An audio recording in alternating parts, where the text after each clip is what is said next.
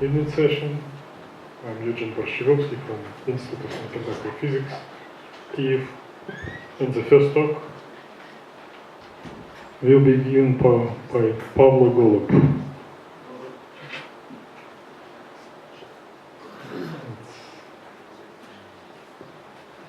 It's light-induced liquid crystal vector freezing. Okay, you need surface. Okay. Good afternoon, everyone. My name is Pavlo Golub, and I would like to introduce you to my work, which topic was light-induced LC director modulation freezing on a chalcohenide surface. First outline of the report. In this report, we will dive a little bit hit inside the history of a problem, see experimental results, also, which was a little bit unexpected, build theoretical model, compare experimental and theoretical results, and conclude everything. So let's start. First thing I should say that orientation of the liquid crystals is quite hot topic for today. Usually liquid crystals are orientated by rubbing roll. But in some cases it's a bad idea because a really big display has got the influence of weight. So we need some other way to orient. Nowadays really hot topic is photo alignment of liquid crystal. Which is used actually now used in sharp and so on, but usually they are using the organic oriented materials. In our case, we started discovering non-organic material. Well, actually, chalcohenide. Right. In our experiment, we've been using liquid crystal or for cyanobenfenyl, usually called 5CB, and chalcohenide glass, arsenate only cyanide 80 with a diameter with a height of 50 nanometers of layer.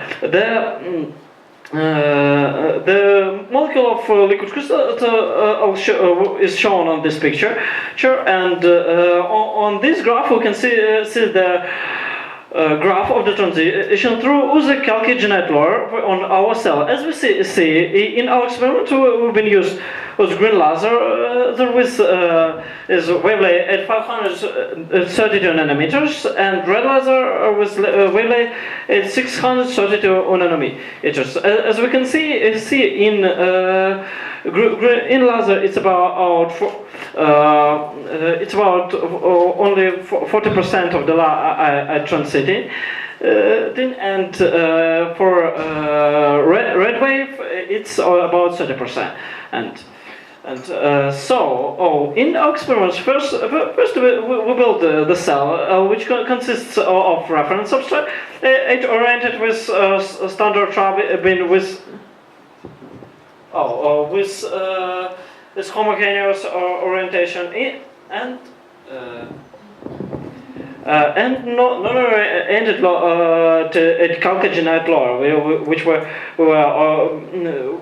were going to orient by the light. Right. We've been irradiated to the cell with a polarized light. I through the reference substrate, and light have passed through the liquid crystals and touched chalcohenide glass. And after the radiation, we have put the cell between in polarizing microscope, and we'll get a really unexpected result. We will expect homogeneous orientation, but in our case, we have seen in some rings, inks, and we started to think, in why they appears the rings. And so we started looking at the processes which are takes place in the liquid crystal cells. So on the first we tested different doses of radiation. As we can see, the bigger dose of radiation for the cell, we can see the bigger amount of rings. So it might be something like heating, and so we start looking at the process. And first the process which takes place in the cell, it's absorption of laser radiation, and the only layer which absorbs laser radiation is chalcohenide. The other layers almost not absorbed. And so we could not look at it. Then chalcohenide starts to heating, and it starts to transfer on the other layers, actually in liquid crystal. But liquid crystal strongly depends on temperature. Refractive indexes of liquid crystal strongly depends on temperature. So because of homogeneous heating, we got non-homogeneous distribution of the heat inside a liquid crystal, and non-homogeneous refracting distribution, and it calls modulation of the intensity of all ordinary and extraordinary components, and as a result of modulation of the anchoring energy. So which in its case calls to director modulation. So we started to calculate processes in liquid crystal cells. To calculate the distribution of the heat, we need to solve the heat equation with a boundary condition. And in our case, it was a step that near the boundary, temperature on the both sides from the boundary is the same, and flow across the boundary is maintained. And after heat equation, and we found distribution of the temperature inside the cell. As we can see, the temperature decreasing exponentially from the boundary near the chalcohenide to reference substrate. So we need to calculate birefrequency. In this case, is to calculate the optical path of the O and E wave. So we have calculated birefrequency indexes, and we could see that it according to the heat, and so it strongly depends on the temperature. So it got same shape as temperature distribution. So since we calculated the birefrequency indexes, it's very easy to see that the O and E wave are modulated spatially as get spatial oscillation. And so why did it? How did it cause the director modulation? We see that anchoring energy strongly depends on irradiation, and we see that anchoring energy also proportional to the O and E wave distribution, and cause parallel component to the director causes all the deviation of the director, and perpendicular component causes no changes. Just so we using the only component of the intensity is component which is parallel to the director, and calculating anchoring energy. As we can see it's according to the birefrequency distribution. It's modulated it as as well.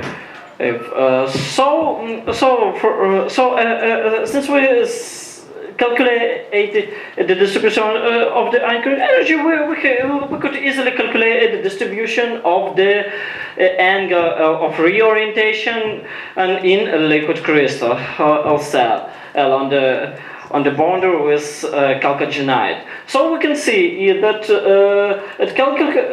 calculated the distribution is quite good explains the distribution of the rings. And as we can see on the microscope of photo, the red line is the computer scanned distribution and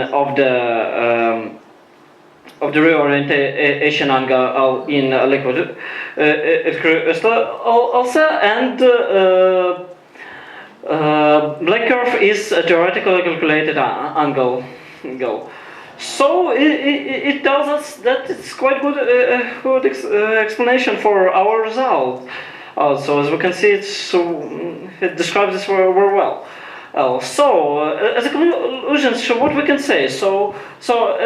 Because of absorption of radiation, we have a heat transfer to the LC, which modulates refractive indexes, is modulated intensity and anchoring energy, and also as a result, modulation of the director. Thank you for your attention.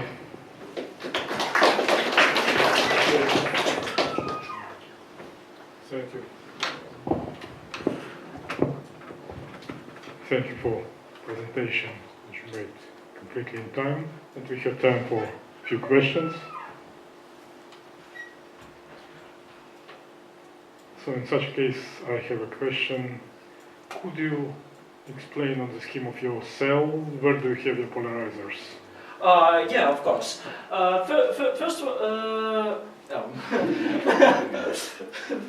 all, while we've been irradiating cell, on this scheme, it's first it's a polar that is parallel to the Robin, in which is set the polarization of irradiation wave, and inside the microscope it's first the polarizer, which also parallel to the Robin substrate, and on the test substrate it were rotated polarizer, which we have been rotated, and watching how this rings changes. So as I understand, at preparation you have one polarizer. At preparation, yeah, we have even just one polarizer. The second cross it's just on the microscope. Yeah. Okay. So some more questions? Okay, let's thank speaker again.